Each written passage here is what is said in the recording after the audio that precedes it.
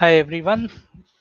Good evening if you're in this part of the world. Otherwise, good day if you're just kind of starting off early. My name is Nikhil Damle. Uh, I'm a corporate professional, but these days I'm a business coach. Today we're sort of putting this together with the help of caregiver Sati. It's a topic that we're going to speak about, and we thought it's apt for the dust of the Women's Day celebrations to settle in. So we're going to speak a little bit about unpaid work and unpaid care. Uh, Caregiver Sathi, which is sort of helping us put this together, is an ecosystem that enables compassionate caring while also addressing the needs of the caregiver and their overall well-being, and also providing all of these involved in the ecosystem with a one-stop platform, of support groups, of learning systems, of coaches. Uh, I've sort of had the privilege of you know being educated, being male, those are the things that are sort of there these days. But I think also having exposure to the kind of world that we live in terms of the disparities and inequalities that are around. So along with me to speak on this today, we have Anusuya and Nidhi. So I'll hand over to Anusuya to introduce herself first, followed by Nidhi, and then we'll get on to the topic. Hello and good evening to everybody. My name is Anusuya Sharma. I am a life enrichment coach. Uh, I've been associated with Caregiver Sati for over a year now and really enjoy and applaud them for the work they're doing. Yeah, recognizing the efforts of caregivers, a lot in India and outside, and bringing them a whole lot of very useful and necessary resources, plus giving them recognition, which is the most important thing, which has been missing, where we take our caregivers for granted, not just monetary remuneration, but recognition of any sort seems to be missing. Uh, and that's where we come in. We want to talk about how this is a noble cause and it is a high responsibility job, but at the same time needs a lot of recognition. And that's what we're going to talk about today. Over to you, Nidhi. Hi, thank you, Anusuya. I'm Nidhi Lazara, and I'm an HR professional for last 20 years. And my coaching journey started in the year 2016. And I got in touch with caregiver Sati very recently, and it's very mystical how all that happened. I think there was a strong desire to find some platform, some forum where caregivers are also given their due notice. So that's how Care Sati happened to me very recently. So yeah, I'm happy to be here and looking forward to uh, good discussion today. Thank you. Thanks, Anusuya, and thanks, Nidhi. And it's a great sort of opportunity to be able to put spotlight on something what Anusuya mentioned, right? That it requires recognition to be called out for the noble work that's happening. Uh, what I wanted to sort of dive into a little bit is unpack this for whoever is watching. So we don't want to sort of jump in with the assumption that hey, everyone knows about this. Unpaid work, as it is broadly called, has two distinct things within that. There are many other things as well, but two distinct things. And these are in the area of unpaid domestic services for households. And then there's another category called unpaid caregiving services for household members. There's been a lot of estimates, to sort of put these things into context. There's a Government of India NSS study, people can look it up. But essentially, a lot of survey of more than 4 lakh people was done. And this kind of revealed some stark contrasts, right? So these probably would not surprise you, but numbers kind of, helped kind of validate that. So in the category of unpaid domestic services, which are for household members, which could involve cooking, taking care of children, on an average, it was found that male members of the household ended up spending 97 minutes on an average in a day in such activities. On the other hand, women members were spending 300 minutes in a day on such activities. right? So just keep that contrast in mind. And the other category, which we're going to drill down and focus a little bit more on, which is unpaid caregiving. Now, this could be for someone who's elderly, could be terminally ill, so caring for those kind of individual members of the family. Again, similar contrast, right? So 76 minutes is what a male member in the household spent on an average day, and women members of the household spend around 134 minutes, right? So that's just to sort of put the numbers in contrast. uh, there's also an international labor organization study which estimates that if we were to put a monetary value specifically now focused on the caregiving, and if we were to assign it a minimum wage, that amounts to almost 11 trillion US dollars. Whoa. Right now, that's a number by itself, right? Just to put it in context, the US economy, the GDP is $21 trillion. So we're speaking of something which is half of the size of the US economy if it were put a monetary value and had a minimum wage assigned to this. So these are pretty stark and clear, and probably sort of clarify the inequality and the disparity that is already there. So I wanted to sort of bring both of you in, maybe with Anusuya first, that what's been your personal experience and observation when you look at unpaid work, or especially unpaid caregiving. Thanks, Nikhil. That's a lot of good data. And I'm surprised that when you came up with that 97 minutes per day that a man does, I'm frankly, personally, I'm very doubtful of that. I think it's too much, right? But yes, there's a lot of disparity in the amount of work that's being put by different members of a household towards work that benefits the whole household.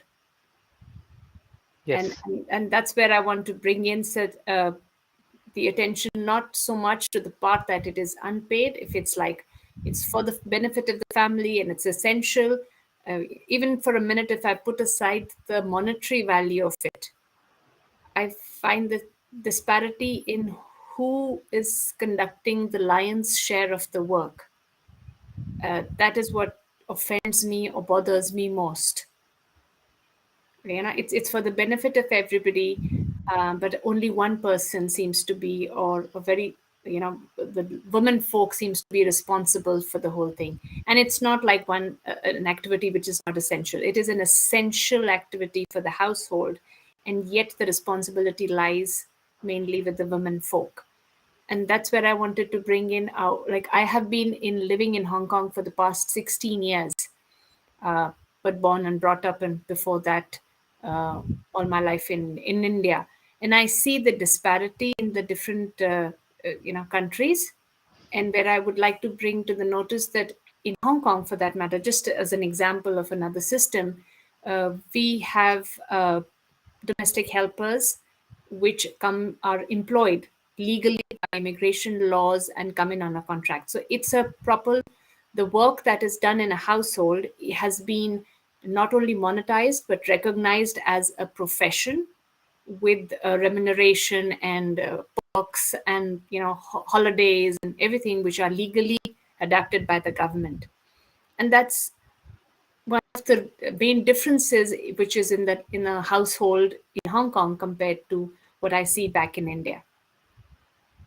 And that really, it is a whole job that is being conducted by professionally qualified and remunerated professionals. And this whole big task is performed for no money, and by a single person who doesn't even get the recognition or the thanks for it. You walk into a restaurant, you eat your food, and you pay the money and you say thank you, and yet you walk out of your get up from your dinner table, and very rarely do you turn around and say thank you, mom, for the food. Mm. Yeah, so it's the lack of complete recognition and gratefulness that is very starkly existing in India. You go to the Western world, again, this is a responsibility held by all the family members. to the extent that children get paid for doing things like making their own house or doing part of the household work. And that's how you earn your pocket money. So there is a lot of recognition for this work. There is also payment for it in different cultures. But in India, it's not paid for, it's not even recognized, and it's not even thanked for. And that Yeah. is what I want to work towards changing. Over to you, Nikhil. Nidhi?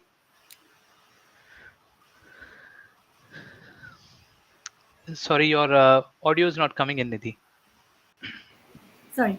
So definitely there's a stark difference, uh, uh, and I think it's a factor of a lot of things. So in my personal experience, when my father was diagnosed terminally ill and last stage cancer, uh, my sister and I, we were still studying, and we were not expected to pitch in and be the primary caregiver. So automatically, then one would have been the one.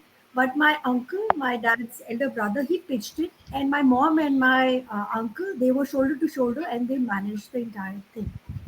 At the same time, when I became the primary caregiver for my first husband, and we lost him after 13 months of battling with cancer in 2007. He was 33, I was 28 at that point in time. The circumstances were very different. I was in my in-laws' place. It was a business class, and I'm not saying all in-laws are like that. I'm not saying families are like that. I'm sharing a personal experience. I was, as a wife, I was expected caregiver, and it's not that we could not afford professional caregivers. So, and a lot of times my health didn't allow because I was managing my work. I could not quit my work because he was covered under a medical insurance there. So I was expected to get the bills also cleared up. So I had to go to work also. So they didn't say no, but at the same time, I also had limited 24 hours, but I had to do both the things. So at that point in time, I wasn't really allowed to engage any professional caregiver because it was not an accepted norm to actually allow somebody to come and to take care of the family member on paid basis. The expectation was that the wife would do it. If the circumstances were different, which means that if we were not in our 30s, late 20s, if we were, say, in our 40s, 50s, if it was a nuclear family like my mom and my dad, then maybe we would have decided to take care of the things a little differently. So I think it's a factor of a lot of things. And in my personal experience, yes, I know there's a stark difference, but there are men also who pitch in and who do their share of care. I've experienced. Thanks, Nidhi. I think those are valid points. I think Anusuya, you mentioned about the infrastructure, and I have some friends, and often these conversations would happen where they'll have someone at home who needs to be taken care of, but there's only these quote unquote agencies which provide maids, right? And they're not trained, and they need to be sort of brought on board. There's a system, but it's not really a system, because if they go away, then there's no sort of fallback. So it's quite a interesting thing to hear about the different contrast in Hong Kong. It almost sounds like there's a job description created for those people to come in, and there's a level of sort of expectation of service, as well as the caregiver is also accounted for with the kind of benefits that are there. So I clearly see that that's something that's probably an idea worth trying out in India It, as well, an it opportunity. definitely, it's so nicely defined that it has a visa classification for Hmm. people that qualify. It has the minimum wage is prescribed by the government, and it's complete with the holidays and the uh, infrastructure, TA, DA, and everything is specified. So nothing is left to the discrepancy of the employer. It has been decided, and it needs some training that is required of the people. And for different, especially if you're meeting special needs people, or if you're meeting elderly with diabetes or any kind of a thing, these are helpers who come in with nursing experience, with Hmm. qualifications for first aid, for specific requirements of the patient Hmm. or of the care receiver, uh, are paired up with the with the abilities and qualifications of the caregiver. Right. And it is clearly, very clearly defined, which is on and under a 2-year contract. So, it's legally Interesting. binding. Yeah. And definitely, so you don't up and go away, and it doesn't responsibility doesn't fall onto the family member on a Yeah. hot and dry note. So that's a good one. Yes, So it does sound a little bit more organized then. it is. It is. And Nidhi, you also spoke of the fact that the burden sort of two-way was on you. In when you were speaking about having to socially accepted that that's something that the wife has to take care of, but also you made a reference to the professional side of it which had to continue. What was the kind of impact that you saw because of this on professional aspects of work, or from a different lens? You're also an HR professional, so do you see these situations a lot in organizations where employees might be affected of that? What's the situation on the ground? What do you see happens actually? Uh, Definitely. Time and again, I've seen a lot of my women colleagues coming for a request for a sabbatical, be it for a couple of months or longer. In my 20 years of career, I haven't seen ever a request coming from a man that, hey, you know what, I need to take care of my parent or parent in law or a child with special needs. So I've always seen women being the first one or expected. I don't know whether most of the times people expect them to be the primary caregiver, and a lot of times we women also take it on ourselves. So it's a both way thing. Hmm. uh, Progressive organizations would always build an ecosystem where, to whatever extent possible, they'll get or they'll introduce flexibility. So work from home and all is very common these days, but I'm talking like last 15 years, 20 years and all. So it wasn't as common at that point in time. So Hmm. introducing part-time working was some of the things which we introduced when I was working with different organizations. Hmm. So we also came up with a concept where a lot of other employees could, for lack of a better word, donate their leaves. So there would be Hmm. leave corpus, and then from that, anybody who needs to take a sabbatical for caregiving and all, they could utilize that. So it's like you are shelling out your 5 leaves and all. So Hmm. different things were explored, and progressive organizations are generally open to it. So when I was working and managing my primary caregiver role, I remember I used to take my calls, and Uber and all weren't there in 2006, 2007. I didn't have a driver, and I didn't want to drive in that frame of mind. So Hmm. I used to take autos, and I used to go to Rajiv Gandhi. I used to manage a region also and US also. So a lot of times my calls will start as early as 6:30 in the morning. So in the auto, I'll be taking those calls, reach there, release the person who was there in the night. If it's not my night duty, quote Hmm. unquote, I hate to use that word, but that's how after a while it was stated that it's your duty. So Right. that's today's your night duty, today's your day duty or whatever. So reaching there and then finishing up my day thing there, and then at times I've reached my office at 4 o'clock. So from Hmm. Rajiv Gandhi, not everybody. So traveling like 50 kilometers Yeah. from one city in Delhi to Gurgaon and reporting to work, and then picking it up there. So my employer was very, very flexible. My team was very, very flexible, and I could not have managed it without their support. So yes, progressive organizations would always have this flexibility Hmm. and some ecosystem to support such things. That's what I've experienced. I Correct. have a question, Nidhi. Again, towards the betterment for the future. If there was one more thing that could have supported you or made your life easier. So it's not the ecosystem or it's not the process or anything, Anusua. It's more of when people said that, you know what, I'm there just in case you need me. And if they meant it, even once out of the 100 times that they said it, trust me, I would have felt so comforted.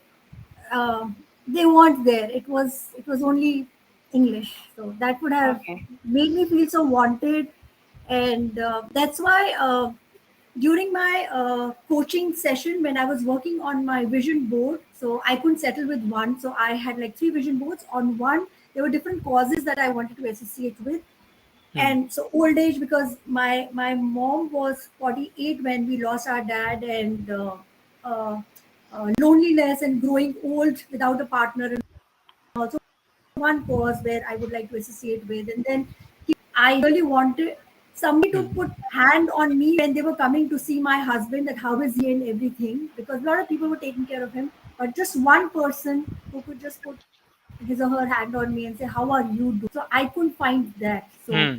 to care giver Sati and all, that's why I associated with them, and I'm hoping to make some difference there. Lovely, amazing. Now I totally understand, and I'm so proud to know you.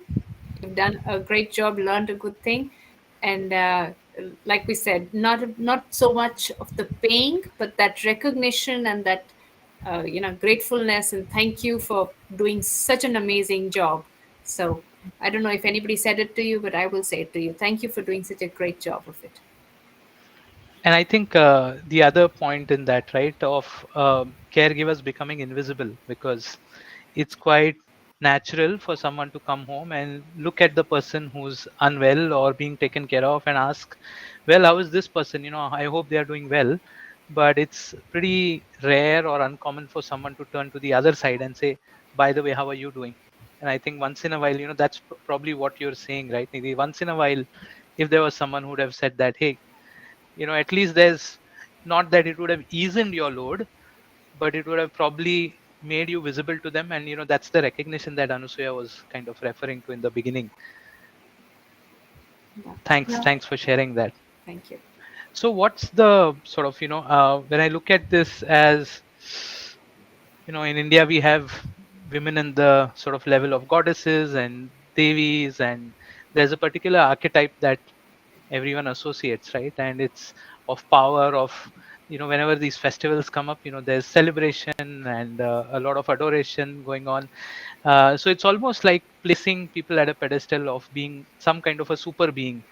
um, it's carried on over time, but I think I also see that it sometimes then becomes a convenient excuse that, oh look, they're actually very good at it, so why is it that, what is it that I am needed for it, right? So it almost becomes like a convenient place to kind of patronize and say, great, you're great, you're doing well with this, so I can sort of escape that duty. Duty is the word that Nidhi was kind of speaking about earlier. So what's this thing about women being perceived this way? And I don't think they signed up for it, but how do we sort of dismantle this archetype which kind of continues on, or is there a benefit to it? Anusuya, maybe you can come in and then we can have Okay. Nidhi also. All right. So, see, I'll start with saying that uh, again, back to the recognition of whatever the women are doing, even if they're doing the lion's share of the work, um, paying for them or giving them the assistance in the sense of, like you said, with your first husband, you would have appreciated any outside help. And even though you could have afforded it, if you weren't, that culturally did not arise in the mindset of anybody around you to offer you that kind of a service. You were expected to do it, um, and you were expected to be good at it. And everybody else got away with saying that it was your duty and you were good at it, and that's why you don't do it. And I feel that sometimes, and in India specifically, this is also not just in the mind of the men folk or the other people, it is also in the mind of the women themselves, right? So if I go back to the way my mom is, um, and I would never dream of my mom asking somebody else to do any pitching, right? My mom would never call up my dad and say pick up some groceries on the way back from office. Uh, she just wouldn't do it. She would always be prepared beforehand, so she wouldn't need to do it. And that's what her pride would come in from, where she was managing something, and even though she wasn't paid for it, uh, she did it really well. So she didn't need the help of others, so to say, and she did so much. But the good part of it was that she got, in our household, she got a lot of recognition. Hmm. So in a manner, it kind of made up for it. But she was the expert and in her own knowledge, and she wouldn't not delegate the Hmm. responsibilities. willingly she would not delegate the responsibilities. I have never locked up my parents' house in my parents' house. I live in a different country and I have locked, you know, you walk out of the door and you lock your house. And till this day, when we go out in my parents' house, my mom will lock the door herself. It's she's just not sharing the responsibility with anybody else, because so she does. They will take a lot onto her plate. Hmm. Uh, so I think the responsibilities, in order to be, shared with the whole family, also need to begin with the main person wanting to do it Hmm. and wanting to delegate, because it can't begin from day one, right? From the child, only a child who's been allowed to do it by his mother will do it for his wife. Yeah. He's not going to one day at 30 years of age be okay with doing something that he's never seen it being done. Yeah? So for the women to make a change into this, I feel they need to start sharing their responsibilities, and they need to start recognizing the amazing job that they're doing, talking about it, for the others to respect. So you take care of yourself, you respect your work, and that's how others start Hmm. respecting, recognizing, and being grateful for it. What do you think? Is there another aspect to it as well? In terms of not wanting to delegate, is that something you've had a chance to think of? Yeah, there is a pride, and that I do it best. Okay. And I also, because it is, that's what you bring to the, if you look at it in practical terms, that's what you bring into the family basket, right? If the Hmm. husband is doing a job, he's bringing in the money and you're doing the things.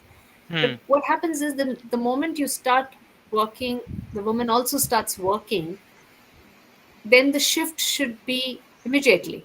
But it Hmm. doesn't happen.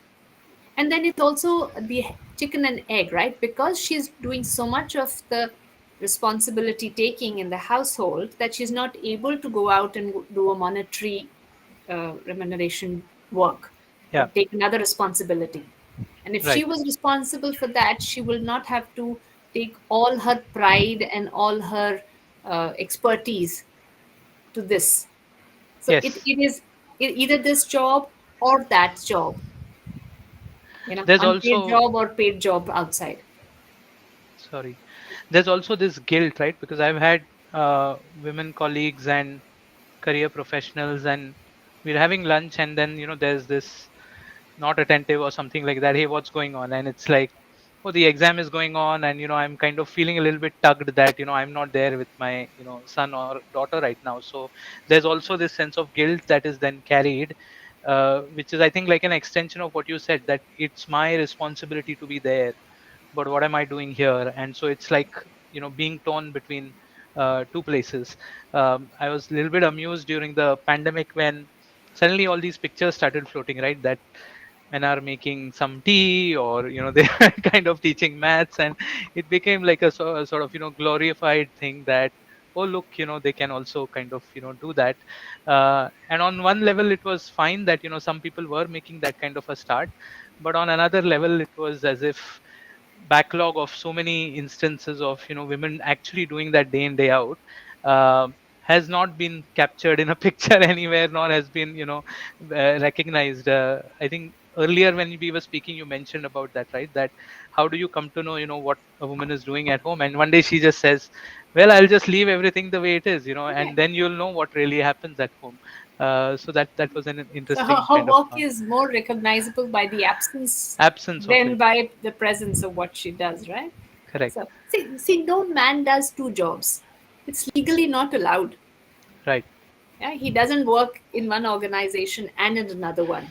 Yeah. And he's supposed to let go of one. There's even a gardening period where you kind of, hand Correct. over and something, and then you move on. But Correct. you realize a woman's job is, she's handling two jobs. So any working woman is handling two jobs. Yeah. So you need to treat the first one as a job, Yeah. as with a complete sense of responsibility. And Yeah. only when you start pitching in, whether when she can take on another job, Yeah. Otherwise, it'll be you can't do two full-time jobs, Yeah. is what I'm saying. Nidhi, do you want to chime in as well? Yeah, so when you said on the superwoman bit, I see it uh, with with a lens that one is being a superwoman where you stretch yourself physically and you do everything. You get up early, you cut down on your sleep, you ignore your pains, aches, but you keep going. You miss your meals, but you keep going. That is still possible, and probably one is able to run a little longer. But when it comes to the emotional part of it, at some point in time, not as a woman, but as a human being, one will break down. And that's where for me, that's where the guilt started coming. The guilt wasn't that I didn't do it for him. Whatever I could do, I did it very, very lovingly. Would I do anything differently? No, I'll do it as is. Hmm. When I did things for him, it made him smile. He didn't know that he had only 13 months. Only I knew. I wasn't allowed to tell him that he had only 13 months. Hmm. If I could tell him, maybe we could have lived life a little differently. But yes, that's history. So I did everything very, very lovingly for him. But there was a point where I could not see him in so much pain, and pain management became very difficult. And at the same time, uh, I was becoming compassion deficit, and Hmm. that's what made me feel guilty. It's not Hmm. that I didn't do it enough, but I just couldn't do it. I didn't have it in me. The compassion that I started with the first month and the second month, that kind of deteriorated because of different factors and all. So Hmm. that's how I see it from two different lenses: Hmm. physical part of it and emotional part of it. And I think that's Listening to you, Nikhil, just a minute. yeah. So Sorry. listening to you, Nidhi, I feel that I shouldn't say when women don't do two jobs. They do a complete startup and a job. Hmm. So the Yeah. emotional involvement into their family is like a startup, like you said, where you don't just you put an extra bit in whatever is needed. If you skip on your sleep, on your diet, on your self-care Hmm. and everything, because you're completely engrossed in it, and you pick up another job. So that's It's an something that really interesting needs to be analogy noticed. of a startup and a job. Yeah, yeah. And It and you is. say any person doing this kind of a thing would have a lot of help, would delegate a lot, Yes. and remaining the CEO and the founder and the whatever employed as whatever, you Yeah. would still take a lot of help and professionally qualified and to hold it. So I'm not Yeah. saying you need to let go, like you said, Nidhi. You Yeah. would not change anything. You would do exactly the same thing, and applauds to you for saying that. But what the rest of the world can do is uh, help you maintain that place, not to deny you, not to tell you don't do this, you don't have to do it, don't tell you anything, but support you in what you're doing. Right. And I Thank you. think in this also, you briefly sort of mentioned that, but there's also the aspect of emotional labor, right? So whilst the unpaid care work itself is invisible and unrecognized, but sometimes people may brush it off as saying, oh well, fine, it's your loved one, would you not do it for them? So the physical effort kind of gets kept aside that way, but the emotional labor is also, the wearing down day by day of how things are going to pan out. Um, and I think there are these real sort of risks of physical burnout. There have been many instances where caregivers themselves then fall into a situation where their own person is kind of being taken care of, and hey, they're also kind of worsening in terms of their health. I think there's a question that has come up, which is from Juan. I Yes. think she's on YouTube. So how does a society gain by recognizing unpaid care? Okay, so with the way we heard Nidhi saying that she would not change what she did, and but she's also recognizing about compassion fatigues Yeah. coming in, right? And Yeah. where she could have, besides another thing, she said one thing that would have really benefited her was somebody offering support and uh, being there or offering to help, even if Hmm. she didn't use the thing. So that's where the society's role comes in. right? Yeah. So the woman folks, so whoever is doing this unpaid care, it's a big responsibility, and whoever's holding this job is not asking necessarily for remuneration or not asking so much for a Nobel Prize, Hmm. but what would be the actual need is for the society to give its support, Hmm. and that can take the form of encouragement or help or payment, and that's how the responsibility, she has to wear the crown, and you don't want to take the crown from her, and she's not going to give it up. She will wear the thorn crown, but you put her on a comfortable seating, you make sure she's nourished, she gets to rest and take her time off, and her care becomes the chore of the society to make sure that she does her job happily, and she Yeah. doesn't kill herself while taking care of somebody else, to put it Correct. strongly. Just to add to that, it gives a lot of strength to the caregiver when the person knows that there is somebody out there, uh, and you're not invisible, and people do look at you. It gives a lot of strength. So my mom and my sister, they were my pillar of strength. I remember my sister wasn't really welcomed in my in-laws' place, but she used to come whenever we used to get discharged and all. So she used to come, and then my husband stopped walking, and we had to move into the ground floor with my in-laws, which was the most difficult time from August till December. So my sister would come for me, Hmm. for him also, but for me. And I used to walk her back. Our homes were like 4 lanes away, and at one intersection, I still remember there used to be electric pole and all, and she would give me a tight hug, very tight hug. And that hug used to help me till the next day when I'm going to see her again. And she used to have tears in her eyes because I was like a daughter to her, first daughter, and then she had two more daughters.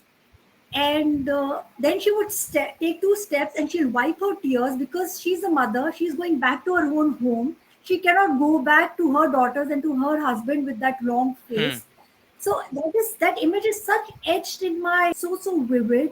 So to say that, oh, there are there's so much uh, intangible benefits and all that goes without saying, just with that one tight hug. So yeah, just wanted to add to that. So It's I it's want to just ask, so this question Joanne asks is, how does a society gain by Yep. recognizing unpaid care? Yeah. So we are realizing of how much what society does, like this recognizing is essential for the caregiver and for the person handling this responsibility.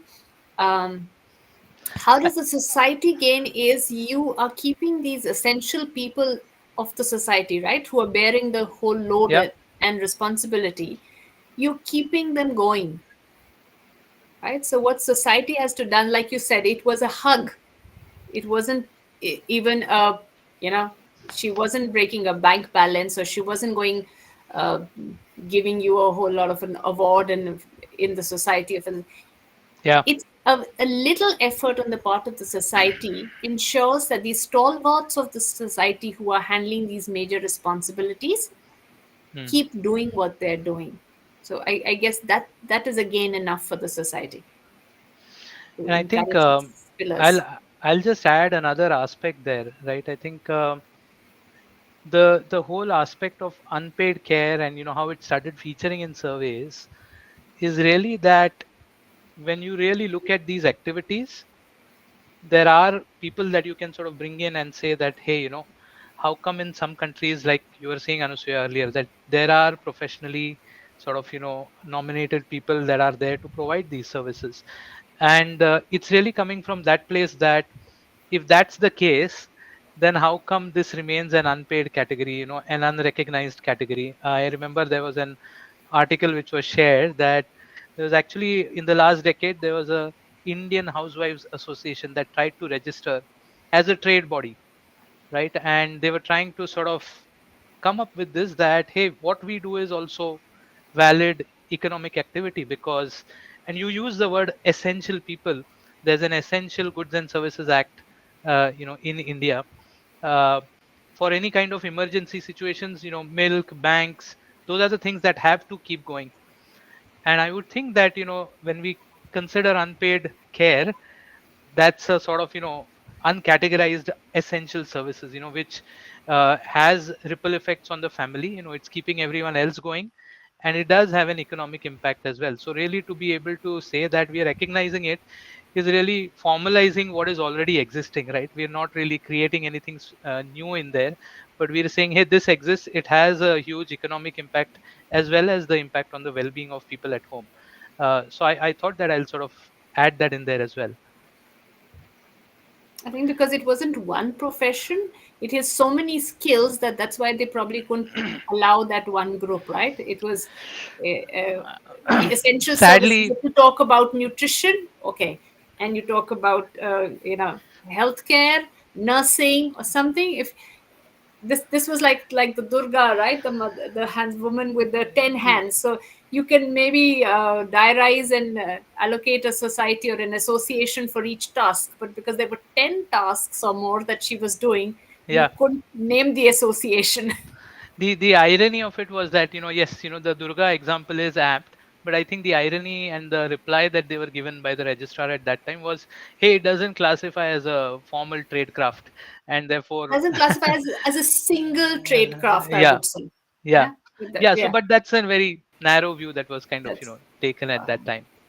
Uh, Coming to fine. sort of, today's times, recently last year there's been a Supreme Court of India ruling where, in one of the cases, they recognize that, there is a need to put a tangible monetary value to unpaid care work.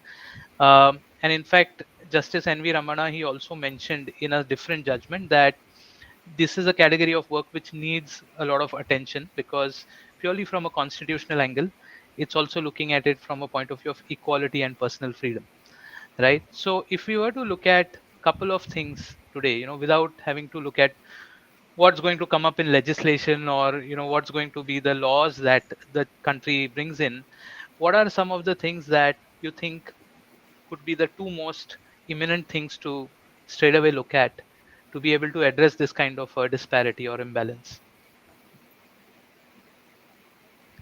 Nidhi, When did you you want to say come this, in?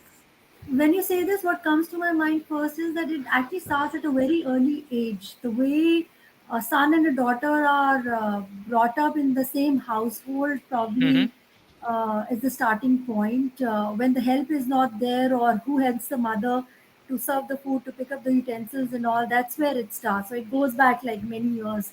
It Yeah. doesn't start post marriage, or it doesn't start once you move out of India and you don't have help there. That is out of no Hmm. choice. But I'm saying Hmm. Hmm. while you actually bringing up the child, so Hmm. narrowing the gap there and actually putting them side by side, that both Hmm. the son and the daughter are expected to do the same set of home duties. Right. That's what comes to my mind. And at the same time, I mean, uh, a woman or a girl also has to be more accepting of letting go, that Hmm. it's okay if I'm not able to do it. Right. We just take so much on our shoulders that at times we just don't let go. So that's what comes to my mind, that we are also at fault. So I'm Yes, also at yes. fault. I think that's where we begin with that. I don't know if monetizing it and recognizing it as a profession would serve its purpose, because one, it's difficult. You can't Yes. monetize. It's a whole. It's not one profession, like I said, right? You can craft, and one craft can be monetized and associated with had a organization behind it.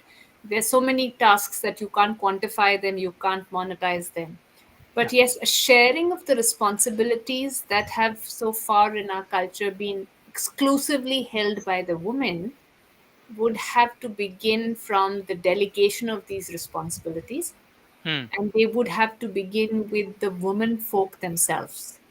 Hmm. So, for us to start recognizing that this is, yes, my job and I am doing it, but it is also everybody else's job, and Hmm. to start delegating it and to accept that yes, I'm an expert at it, but and the young child who's going to start will not do a great job of it in the beginning, but you still let them learn, and that can be another added part of your upbringing, of your teaching of your children, which is included in the care, Yeah. right? Where you Yeah. bring them up, and your first step would be Yes, Johnny, like letting go and having other people share in the responsibilities. So at the cost of upsetting Vimla, I am still using the delegation part that the women start delegating, where eventually we'll come to a ideal spot of the sweet spot where everybody is sharing the responsibilities. Hmm. Yeah. And I would like to start by telling my mom to let me lock her house door. Yeah, I Lovely. And won't I tell you think how old I am, but I still can't do that. She still would like it. So yes, there is the mindset has to begin from there. and So I think delegating to sharing. Thank you, Vimla. Yes. I think also sort of, representing my gender on this panel, I think the other part of it is sort of letting Sorry, we go of. haven't let you speak. I think the other part is also probably to let go of entitlement, right? Because while you were kind of speaking about letting go, there's that angle piece which men can let go, right? Because it's all, yeah, Johnny, you stole my words. It's when we're saying yes to something or we're not saying no to something. Those are both different kind of choices, and sometimes we just take it as, oh, my yes means and implies something else. So I think letting go of some kind of a sense of entitlement as well. um, I also sometimes look at it as, what are we saying no to? Because it's really sort of, are we honoring ourselves as whole and saying that this is really a part of my identity which I'm kind of, just paying more heed to, versus sort of restoring that balance back in terms of, to what you said earlier, that taking care of ourselves. And so even in airplanes, they say, right, put on your oxygen mask first before you go and help out others. And so, how does that kind of come in together in this? Um, we're sort So of almost nearing the close. yes, yeah. So Uh, self-care, Nikhil, I'd like to add on this where uh, I work in that space. I work hmm, in a life enrichment. I'm a life enrichment coach, and my focus is on continuously accessing myself positively. That's where I yeah, work with each individual. yeah, Being in the space, not just women, yeah, not just people who are providing unpaid care or shouldering responsibilities, but for each individual. And yeah, when you start recognizing one's own needs and taking care of them, hmm, you are more open to recognizing the other person's care and needs. yeah, And then again, right? So, yes, caring for yourself and then everybody respecting each other, hmm, that's the goal, where you care for yourself and you respect yourself, hmm, and that's how you inculcate caring and respecting by others, hmm, for themselves and for you. So that's the self-care journey that triggers this, starts off this journey towards respecting everybody, giving them recognition for the tasks they're doing, and sharing their responsibilities with the idea of equality and lack of disparity and everybody moving ahead to hmm. make a better, nicer world. Nicer world. Nidhi, any comments as we finish off? So when Anusuya actually said that self-care, what came to my mind was uh, when I used to go for certain sessions and all, I was told that if I'm uncomfortable in a certain position, or if I'm hungry, or if I'm feeling so cold, but I will not say that, hey, can we turn off the air conditioned or something? If I cannot stand up for myself, then how would I feel for the other person? Hmm, It starts with self. Once you are able to stand up for yourself, only then you can expect yourself to understand and at times even preempt that the other person might be feeling a certain way. Otherwise, yeah, you'll keep expecting that just because you can tolerate, the other person should also be tolerant of that heat, or of that hunger, or that thirst and all. So when hmm, until you said that, that's what came to my mind. And I did start to practice that, and yeah, it has been a journey for me. But yes, I do believe in self-care and nurturing the inner child, definitely. For me, I put it in terms of when I speak with my younger clients. I tell them it's about when your Wi-Fi is not working, regardless of how essential the assignment is for submission, and how much you prepared or not prepared you are, yeah, unless you kind of wipe clean the sensors and switch on that Wi-Fi, nothing is going to work out, no matter Hmm. how much the effort and the insistence of the lack of excess of. So let's begin with switching on the Wi-Fi, right? Turn on that self-care, and the rest will. And when you are, like you said, Nidhi, when you're aware of your needs, you can contemplate another's needs. Hmm. And when you respect your own needs, it starts leads the way into others respecting your own needs. Yeah, so if Yeah. my mother said, okay, this is something that I can delegate because I also need to take care of myself, I would have understood and Hmm. come up and taken those that responsibility of her. Right. So it begins with you recognizing your own needs for leading the way for others recognizing those needs. I think you also sort of are saying in terms of vocalizing, right? Because it's just, if it were said, probably people wouldn't make a kind of hoo halla or brouhaha about it. But I think at least being able to sort of vocalize that.